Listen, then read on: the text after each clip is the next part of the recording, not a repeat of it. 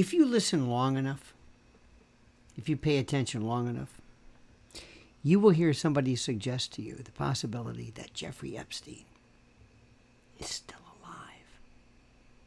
That he's alive on some island. He's not really dead because they looked at the oracles of his, the ear, which is redundant, and they figured out that he's kept alive somewhere. He's alive on some farm, I don't know what, some place. And the issue is, could he be alive? Could he actually be alive? Now let's think about this. First, nobody would keep him alive. He can say too much. He can speak too much. He can connect with the wrong people. He can be compromised. He can be kidnapped. He can be forced to tell the truth. This is a guy who would agree to go under after he's lived luxury that you can't even put into words. And anybody thinks for a moment that he is actually possibly alive. I love the idea. I mean, it's a fantastic thought. It's fantastic because it just goes to show you people just think without thinking, without asking themselves, is there any chance of this? Now, one thing you have to ask yourself, you have to assume, is that if there are these really deep and devious people in the world, you probably would think, I would think, that they would be kind of smart people. I would think. Then again, I don't know who's smart and who's not. I can't tell anymore. But you would think. You would think that maybe, something would happen where they would say to themselves, it's probably not a good idea to have this guy anywhere even near alive. So, but somebody says, no, let's just put him out on some island or something, and let's be able to what? Let's be able to use him for our benefit. Let's be able to what? What is he going to grow old? Is he going to grow old somewhere on some island? Doesn't make any sense. Why would you even let him do that? They always say this, he's alive. Now there's a possibility, I would not be surprised if Ghislaine Maxwell is not in federal custody.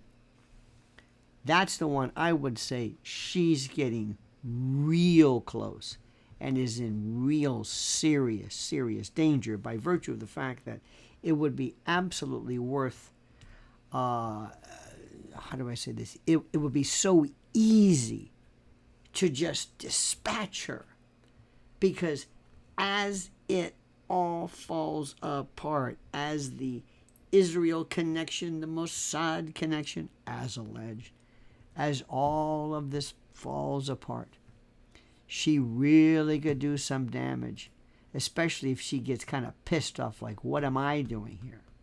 Like, what the hell am I? Why am I doing this? Why am I doing this? What's the chance of Jeffrey Epstein still being alive? That all of this was faked, all of it, all of the people, all of the Michael Bodens and the reviews and everything. I mean, think about this. What would be the chance of this? It's an incredible story, and it's preposterous because he would be too much of a liability. And what's interesting is that people love this. I heard somebody on one of the InfoWars people suggest something to this effect, and I'm thinking to myself, I don't know about that. But then again, you must understand something. People love to tell you things that don't have any possibility of being even remotely true. They just give you possibilities. I saw this during the OJ case. And during the OJ case, people, interestingly enough, they would say things like, I think Al Cowlings, AC, did it. AC? Yeah, I think he did. I think he killed him. Well, why? I don't know. Could be. And it's almost like they go through the various permutations. I think Jason did it. His son killed his mother? Well, could be. But no. Why? I mean, yes, on a sheet of paper it could be, but no. And this goes to show you, nobody really understands how this thing works. Think about the possibility of this. Just taking the same thing happened years ago with Bobby Kennedy. Do you remember that? Maybe you don't. They actually said and suggested and believed that Bobby Kennedy could still be alive. Bobby Kennedy. Nuts. Absolutely crazy. Because his wife, Lauren, or Caroline would Bessette, her sister, I think Lauren, they would be alive too, or would they be waxed somewhere? And where would he be?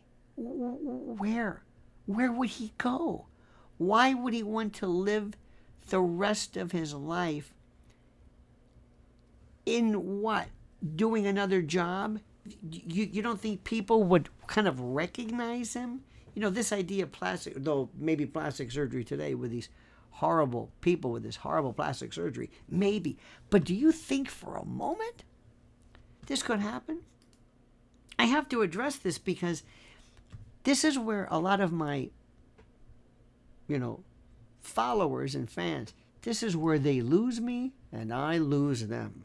Because they say things that pose no reasonable possibility of even being possible. I mean, just think about this. But they believe it because they love to think that there's this deep, dirty, dank underworld where all of this stuff is possible. Jeffrey Epstein, what I don't understand, and I will never understand, is why in the name of God was he not killed immediately? Why was he allowed to live for a day? Why was he allowed to? I mean, I don't understand it. Why? They could have offed him in the middle of France. He could have been walking down the Champs-Élysées, and all of a sudden some car hits him or abducts him, or maybe he's just whacked in his apartment and nobody would know the difference because they didn't even know who he was here. They didn't even know his name. They didn't know his name. They didn't know who he was. It didn't matter to anybody. It didn't matter to anybody. Why? I don't know. Why are they going through all this? Right now, as we speak, everybody's trying to. They're tiptoeing around the Israel story.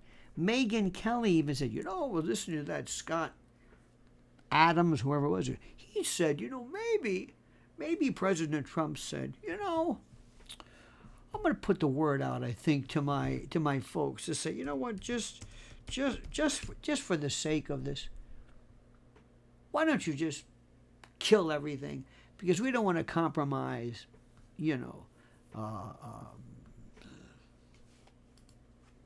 I guess Israel or our friends or whatever the hell the particular way of phrasing it. And she actually pretended like she never thought about this, that it was beyond the realm of possibility. You see, this is the thing which I got to tell you.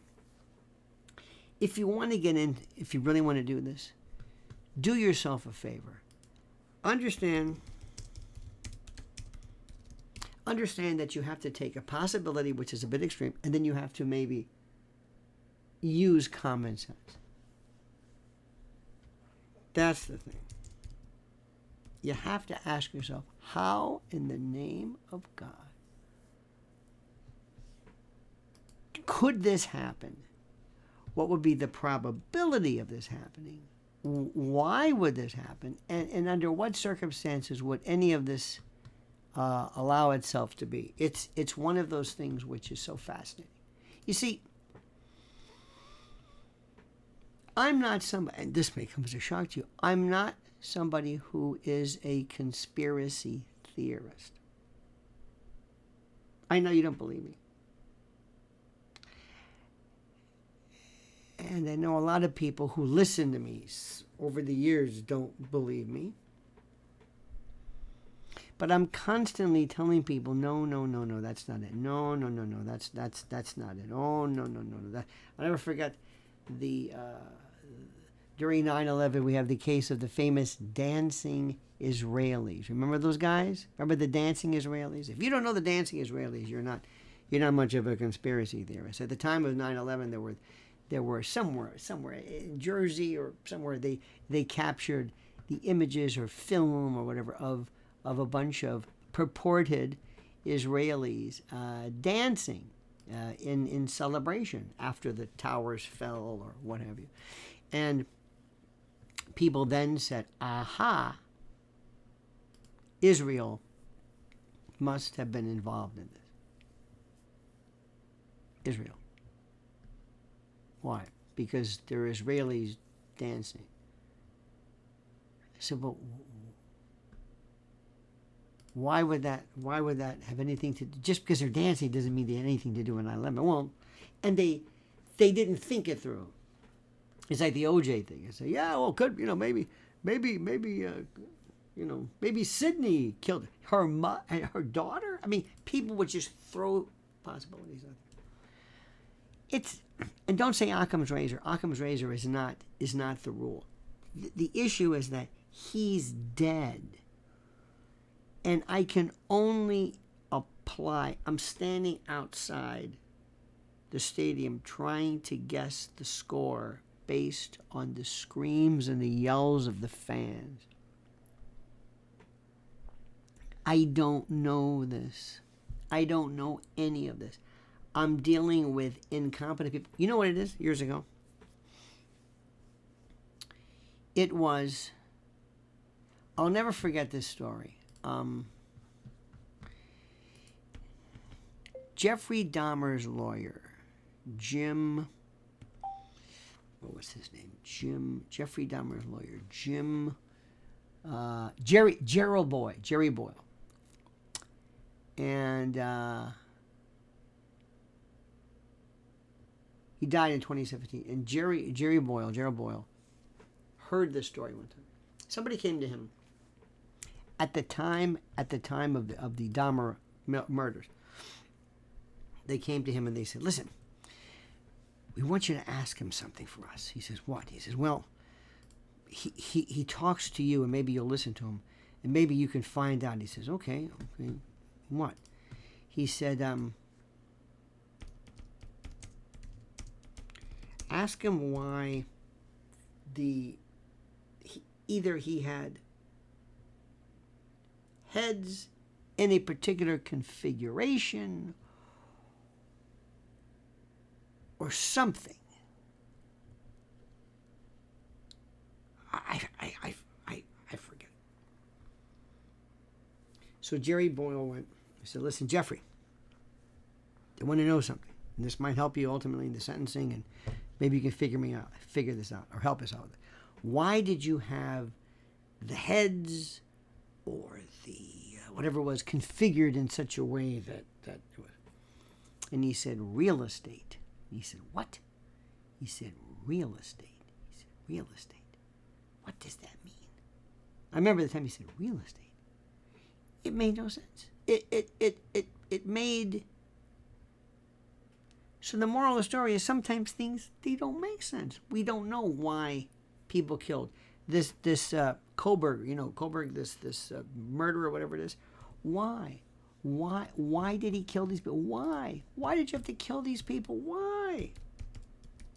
Why did you have to kill these people? Why did you these people that you killed?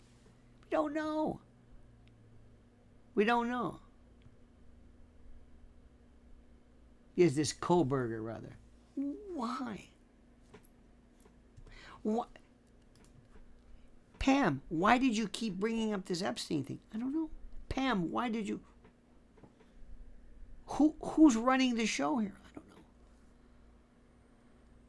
It's the most fascinating story in the world, and I don't understand any of it. I'm trying my best to try to, I'm trying to come up with some clever kind of like, well, the reason why is I don't know, because none of it it's so stupid. These are such stupid people doing such stupid things, and I can't for the life of me figure out how this. But let me tell you something. This has changed everything. This has changed, my friends, the course of, my God, everything. And people really don't understand what I mean by that. I mean, this has come to a head. This almost went away. And the part right now, which is so interesting because they are so afraid, is to say, it's one thing when there is a strong lobbying group, but people are going to start working back and saying that, and they're saying it right now, that Israel, that he may have worked for Mossad, he might have been an agent, and as an agent, he basically may have involved us in areas and in endeavors we never should have been involved in. And the implications of that are ginormous. So no, he's not alive. Doesn't make any sense. This I can assure you. Why he was alive that long, I have no idea. But it teaches you a little bit about when you look at something in terms of criminal investigation versus mystery and this conspiracy kind of stuff. You got to ask yourself how things really work. Okay. All right. Thank you so much for watching. Thanks for being a part of this. Make sure you subscribe. I was just thinking of something. Make sure you subscribe. Make sure you hit that little bell so you're notified of live streams and new videos. And make sure you like this video. And I'm going to put some questions up for you as you comment, as you see fit.